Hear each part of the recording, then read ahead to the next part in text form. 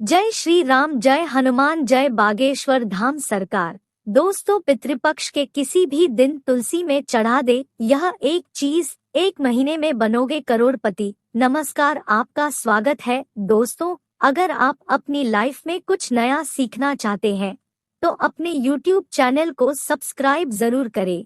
हर हर महादेव, जय शिव शंभू। दोस्तों, क्या आपके मित्र आपसे नाराज है और क्या आपको लगता है कि आपका पितरों की वजह से आपके घर की सुख शांति में रुकावट आ रही है और आपके कार्य नहीं बन रहे हैं, या आप संतान की कमी और धन की कमी या कर्ज से परेशान हैं, या आपका भाग्य आपका साथ नहीं दे रहा है? तो दोस्तों, इस बार के पितृपक्ष श्राद्ध में अगर आप तुलसी के पौधे में यह चीज चढ़ा देते हैं तो आपके सभी पितृदोष का तुरंत ही नाश हो जाएगा और आपको मिल जाएगी सभी संकट से मुक्ति। और दोस्तों, इस एकमात्र उपाय को करने से आपको धनवान मालामाल होने से कोई नहीं रोक सकता और आपकी जो भी मनोकामना है वह भी पूरी हो जाएगी। दोस्तों, इस बार 29 सितंबर 2023 से पितृपक्ष श्रद्धा बहुत ही दिव्या और दुर्लभ संयोग लेकर आया है। दोस्तों, इस पितृपक्ष में राजयोग काल सर्प दोष के साथ साथ धनलक्ष्मी योग भी बन रहा है, जिस वजह से इस बार के पितृपक्ष श्रद्धा का बहुत अधिक महत्व बढ़ गया है।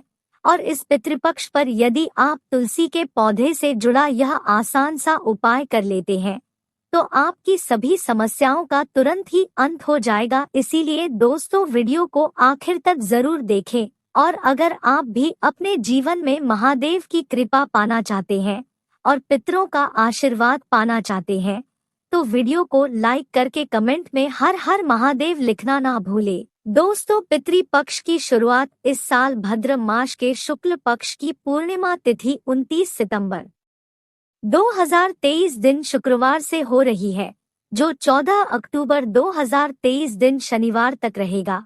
पंचांग के अनुसार 29 सितंबर 2023 दिन शुक्रवार को दोपहर 3:26 तक भाद्रपद पूर्णिमा है। इसके बाद अश्विन मास के कृष्ण पक्ष की पहली तिथि प्रतिपदा शुरू हो जाएगी। इसीलिए पितृपक्ष से संबंधित सभी कार्य 14 अक्टूबर तक ही संपन्न कर लेना बेहतर होगा। दोस्तों, पितृपक्ष भाद्रपद माह की पूर्णिमा से शुरू हो जाते हैं और आश्विन मास की अमावस्या पर समाप्त होते हैं। अश्विन मास की अमावस्या को सर्वप्रथम अमावस्या कहा जाता है। पितृपक्ष पूरे 16 दिनों के होते हैं। इन्हें श्राद्ध पक्ष और कनागत भी कहा जाता है। पितृपक्ष पितरों को समर्पित होते हैं। पितृपक्ष पूर्वजों के प्रति सम्मान और श्रद्धा के प्रतीक है। इस दौरान पितरों के निमित्त ही कार्य किए जाते हैं। किसी भी तरह का शुभ कार्य, विवाह, मुंडन, गृह प्रवेश आदि वर्जित रहते हैं। शास्त्रों के अनुसार पितृपक्ष अपने पूर्वजों के प्रति श्रद्धा भाव दिखाने का समय होता है। पितृपक्ष में पितरों के लिए दर्पण और पिंडदान किया जाता है। मान्यता है कि श्राद्ध पक्ष में पितृलोक से किसी न किसी रूप में अपने स्वजनों से मिलने के लिए धरती पर आते हैं। पुराणों में बताया गया है कि देवी देवताओं को प्रसन्न करने से पहले मनुष्य को अपने पितरों को प्रसन्न करना अति आवश्यक है, क्योंकि इसके पितरी उससे नाराज होते हैं। उससे सभी देवी देवता भी रुष्ट हो जाते हैं। पितरों की नाराजगी को पितृदोष भी कहा जाता है। पितृपक्ष पितरों को प्रसन्न करने के बहुत ही खास दिन होते हैं। माना जाता है कि पितृपक्ष के दौरान श्रद्धा पूर्वक किए गए छोटे से प्रयास से ही पितृ प्रसन्न हो जाते हैं और पितृदोष से मुक्ति मिलती है।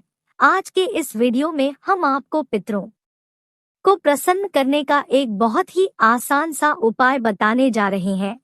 इस उपाय को करने से पितृ प्रसन्न और तृप्त होते हैं। पितरों को शांति मिलती है। पितृ प्रसन्न होकर अपने परिवारजनों को पितृदोष से मुक्ति कर आशीर्वाद देते हैं। पितृदेव के साथ साथ भगवान विष्णु और मां लक्ष्मी जी की कृपा से सभी को संकटों से छुटकारा मिलता है और घर में सुख समृद्धि आती है। दोस्तों, इस उपाय को सही प्रकार से करने के लिए आप हमारे इस वीडियो को एंड तक अवश्य देखें और आगे बढ़ने से पहले आपसे रिक्वेस्ट करते हैं कि वीडियो को लाइक जरूर करिएगा, दोस्तों को शेयर कर दीजिएगा और अगर आपने अभी तक चैनल को सब्सक्राइब नहीं किया है तो चैनल को सब्सक्राइब करके बेल आइकन जरूर दबाइएगा। तो आइए जानते हैं इस उपाय के बारे में। दोस्तों, वैसे तो इस उपाय को आप पितृपक्ष में किसी भी दिन कर सकते हैं, लेकिन इस उपाय को पितृपक्ष में आने वाले गुरुवार और एकादशी के दिन अवश्य ही करना चाहिए, क्योंकि गुरुवार और एकादशी का दिन भगवान श्री हरि विष्णु को समर्पित है और शास्त्रों में बताया गया है कि भगवान विष्णु जी ही पितृदेव है, यानी कि पितरों को प्रसन्न करने के लिए भगवान विष्णु जी को प्रसन्न करना अति आवश्यक है।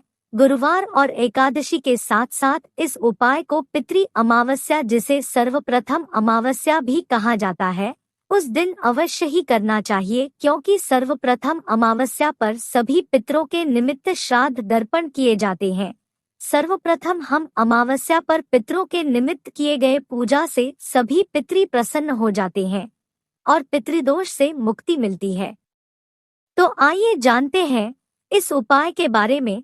उपाय करने के लिए स्नान करके स्वच्छ वस्त्र धारण करें। ध्यान रखें, इस उपाय को करते समय भूलकर भी काले रंग के वस्त्र न पहनें। इसके बाद आप एक पात्र में शुद्ध जल लें। आप इस उपाय को करने के लिए तांबे के पात्र का इस्तेमाल बिल्कुल ना करें।